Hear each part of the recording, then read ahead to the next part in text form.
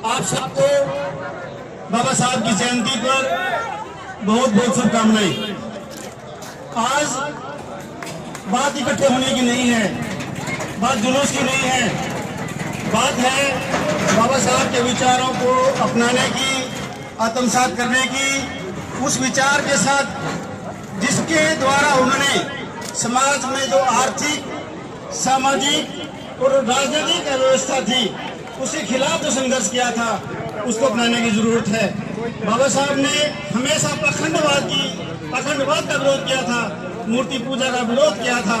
तो हम अगर सच्चे अनुयायी हैं तो हमें उनके विचारों का आत्मसात करना चाहिए। मैं विशेष रूप से आज ये कहना चाहता हूँ कि मैं किसी भी रूप में धार्मिक नहीं हूँ, ना मैं मूर्ति पूजा का उपासक हूँ, ना मैं मूर्ति पूजा का समर्थन करता हूँ, ना मैं किसी धार्मिक व्यवस्था का समर्थन करता हूँ।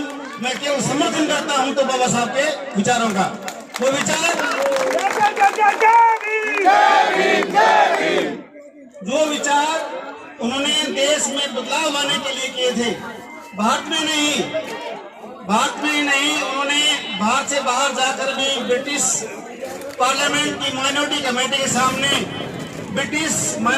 सामने रखे थे विचार कि भारत में एक ऐसा वर्ग भी है जो हजारों सालों से, 100-200 साल से नहीं, हजारों सालों से दलित है, शोषित है, पीड़ित है, उससे कोई अधिकार नहीं है। और यही उनका मुहिम था, यह आंदोलन था कि उनके विचारों की जो शक्ति थी, उनके विचारों का जो समागम था वो संविधान के रूप में हुआ। बाबा साहब से पहले हमारे बहुत से महान संत विचारक पैदा हुए जिन्होंने इस व्यवस्था के खिलाफ आवाज उठाई। वो किसी विशेष व्यक्ति के खिलाफ नहीं थे, वो ब्राह्मण के खिलाफ नहीं थे, लेकिन ब्राह्मणी की व्यवस्था के खिलाफ थे, मूर्ति पूजा के खिलाफ थे।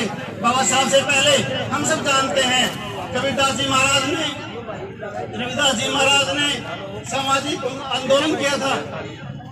उसकी वास्तव में जो मूर्त स्थापित की, उसको वास्तव में जो एग्जीक्यूट किया, वो बाबा साहब ने किया था भारत का विस्तृत संविधान लिखकर।